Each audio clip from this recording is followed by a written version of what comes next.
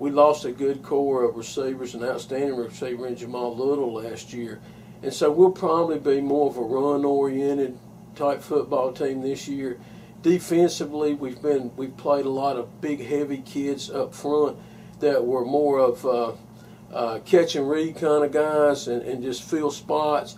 But we're trying to change that philosophy, get a little more quickness defensively up front. So we're going to, I guess more than anything else, and it sounds kind of stupid as a football player because you always need to have speed, but we're trying to concentrate a little bit more on speed, even in the line positions where you traditionally might not think about that, but we're trying to be a little more quick up there and a little faster. I call it putting rats sometimes up there, but we're going to try to rat some people more and try to use speed and quickness as opposed to trying to use bulk or brawn or something like that. Jared is a unique kid. Number one, he's quarterback for us for 2 years. He started as a true 9th grader and he's quarterback, so he's pretty settled and he's pretty comfortable. Jared is the kind of kid that he's not a rah-rah kid at all. He's just going to go do his job. And if you talk to Jared, he's not going to say a whole lot, and you almost got to prize him with a crowbar to get words out of him. But he, I don't think the pressure will bother him at all, and I think he's one of those guys. That's what it is, so let's deal with it and let's go to the next page. He's not an excuse maker. He realizes what's in front of him, and then he hopes that he and the coaching staff can do things with him and with our game to offset the youth that we have up front.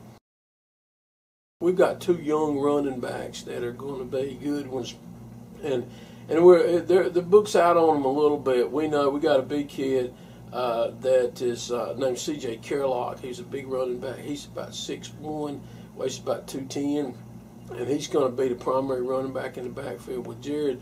But we do a lot of motion and stuff and a lot of pitch stuff with our slot backs. And the other kid's a sophomore. His name's Tyler White, and both of those kids figure real heavily in our plan right now. If they were to get hurt or couldn't play or whatever, or didn't mesh out the way we think, we've got some other kids that we think can do that. But right now, looking at the beginning of the season, we're putting the ball in those 2 sophomores' hands, and we'll see what happens. You start with 2 kids that anchor our defense, Tyreek Laney, an outside linebacker, and Rashad Bivens, the other outside linebacker. We think those 2 kids are really good high school football linebackers. They understand they can cover people, they can go get people, and they're not afraid to hit. And we got a real good kid in big defensive end.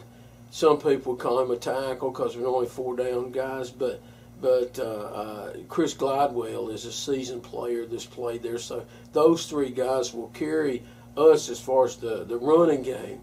We got a defensive back named Roderick Pogue. Pogue is 6'3", weighs 215, runs good. He's got real long arm stuff, and he's getting a lot of Con's attention because of his size. And we got a good corner and a kid named Tice Dees. Tice is little, but he's got a lot of lightning in his feet, and so he covers a lot of ground. Plus, he's seen the things too. And all those kids that I mentioned have played before. So those kids are the ones that we will kind of anchor our whole defense around. Every year that we start this program down here, we expect to be at the top of the page. That's if you don't expect that, then you need to go out the door and going home, go fishing or something. But we expect to do that. From a realistic standpoint, I think we've got the material and the matchup. Everything's got to kind of go together. You know, if we don't progress as well as we think we should or could, then obviously that can become a factor. But I expect this team to be pretty solid and one obviously that will contend for our league championship, and one that I see has great potential of advancing down the road pretty good.